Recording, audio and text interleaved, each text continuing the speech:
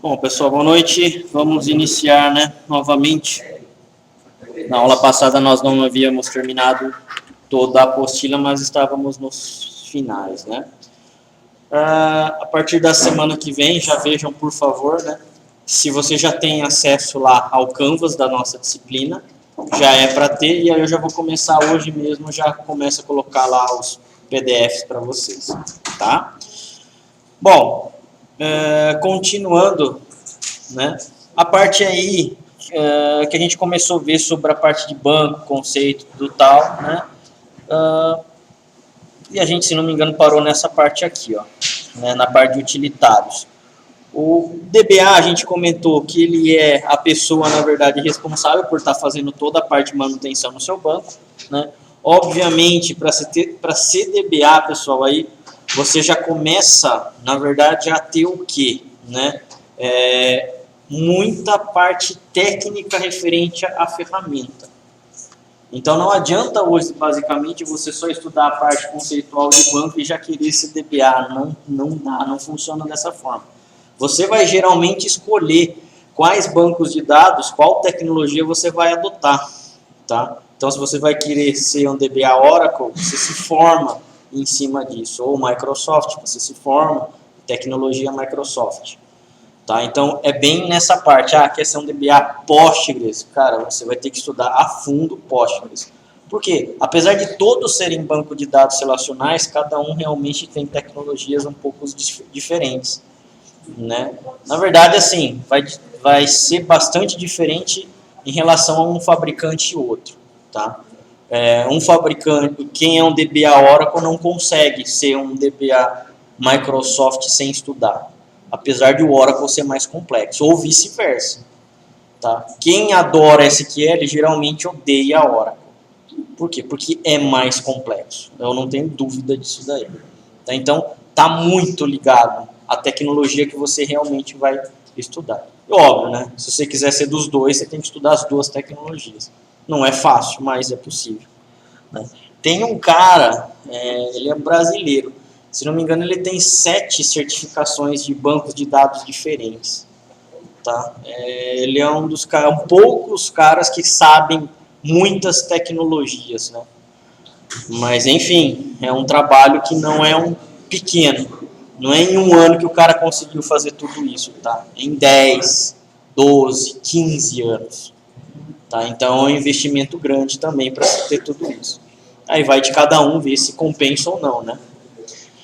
Bom, então a gente comentou sobre rotinas de carga a fim de criar a versão inicial num banco. Se a minha empresa não tem nada de banco de dados, mas eu tenho tudo em arquivo Excel, ou XML, ou arquivo texto, ou arquivo CSV, você consegue pegar aqueles dados iniciais e colocar dentro de uma base de dados.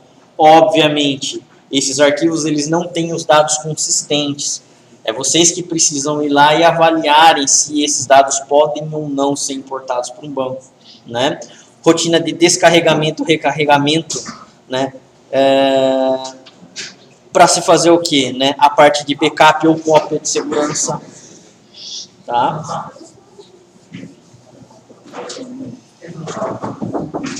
Então, cada banco de dados tem um jeito diferente de se fazer backup. Correto? E hoje, o que tem muito é o quê? Pelo menos os melhores bancos de dados, eles conseguem integrar esse backup na nuvem. Se ele não tivesse como fazer isso sozinho, tem algum fabricante que consiga fazer isso. Tá? Ou às vezes até mesmo sincronizar parte da sua base que está dentro da sua empresa, ou on-premise, né?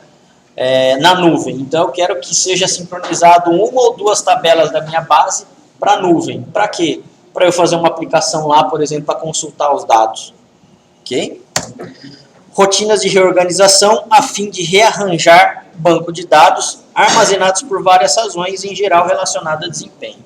Sempre quando você precisa de reorganizar o banco, e não é uma coisa tão incomum, você na verdade está tentando deixar ele o quê? Um pouco mais rápido. Sempre o banco de dados vai sofrer o quê? Inserção, alteração e exclusão de dados. Né? Vocês sabem lá no Windows, quando vocês têm aquele mapa de fragmentação de disco? Por que você tem fragmentação de disco? Vocês sabem ou não? Fragmentação? É. Você tira uma parte da... É tipo indexar, né? Você começa a remover vários arquivos. Vários registros, aí fica perdido, né? Dentro do Windows. Sim. Vários arquivos. O Windows trabalha com um sistema de arquivo, né? O NTFS dele. Tá? Você começou a colocar dados, ele vai colocar dados em um formato sequencial, ele vai tentar fazer isso. Só que nem sempre isso vai ser possível. Vamos supor que dentro desses vários dados que você colocou, você tirou lá um arquivo de 1 GB, 2 GB. Ele vai lá e apaga a referência daquele arquivo. Então vai começar a ter uns buracos ali no seu mapa lá de utilização de disco. Aquilo é fragmentação.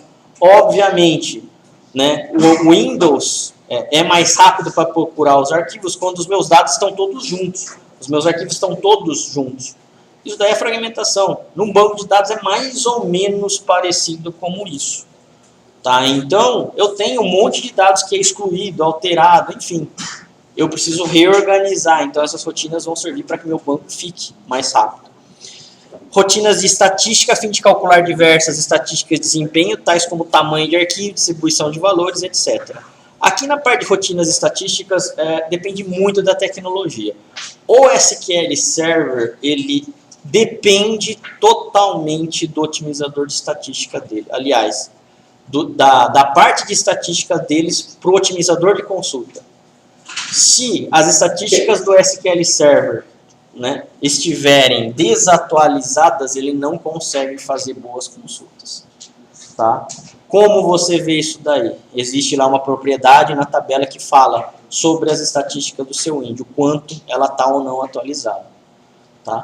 Quem faz isso? É o DBA. Deveria ser para quê? Para que mantesse sempre as estatísticas atualizadas. Tá? Depende mais uma vez, tá, da tecnologia e banco de dados que vocês estão utilizando. No Oracle também, só que é um pouco diferente. O Oracle é um pouco mais robusto nessa parte. Tá? Bom, características de um SGDB, a gente comentou já: controle de redundância, compartilhamento de dados e controle de acesso. Controle de redundância. Redundância aqui a gente vai se referir ao quê? A parte de redundância de dados mesmo, né? Ter redundância é bom?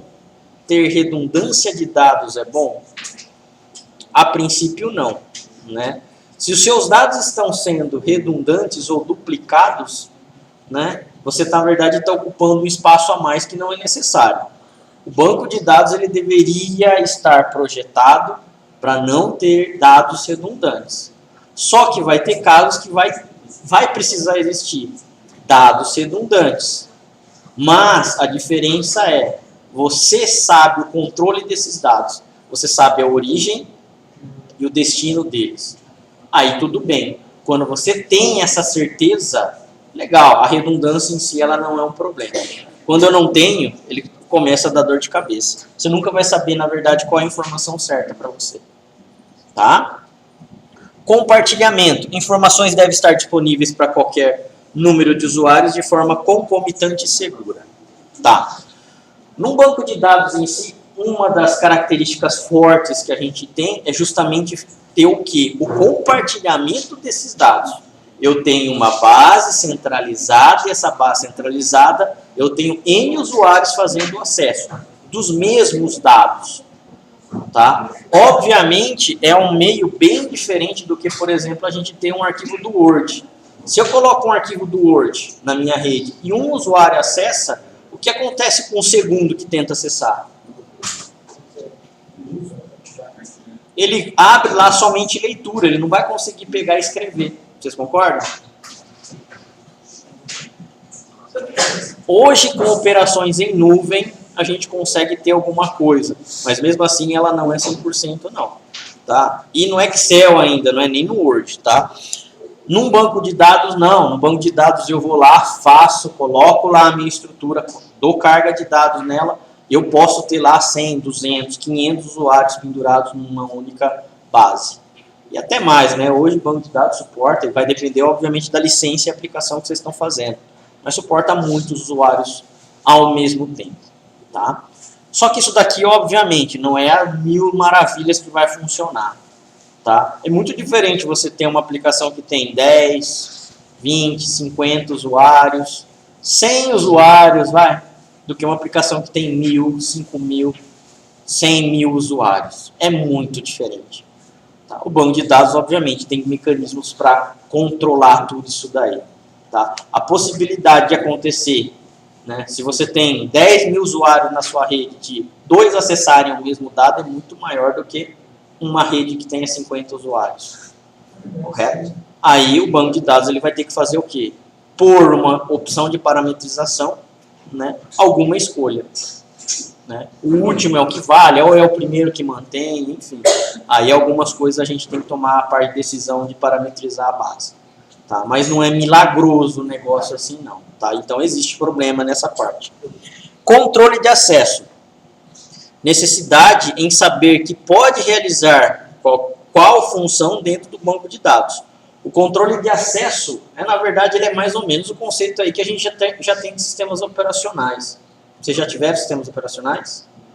Não. Então, é mais ou menos o que a gente tem aí no Windows, né? Por exemplo, essa parte de senhas aí e usuários. Tá? No Windows, eu não posso escolher lá o meu tipo de usuário, se ele é administrador ou um usuário comum. Beleza, o administrador geralmente controla toda a máquina. O usuário comum, ele tem acesso, mas tem restrição de algumas coisas. Aqui no banco também, a gente tem alguns perfis ou papéis, né, que a gente pode definir. Eu quero que o usuário X ou o grupo de usuários Y tenha acesso somente à leitura na tabela tal. Mas esse mesmo grupo Y pode escrever na outra tabela, sem problema. Eu quero que o usuário A só tem acesso à atualização, mas ele não pode fazer inserção do dado. E aí você começa a montar todo esse aparato de segurança na sua base. É um saco ficar fazendo isso. Não é uma coisa gostosa.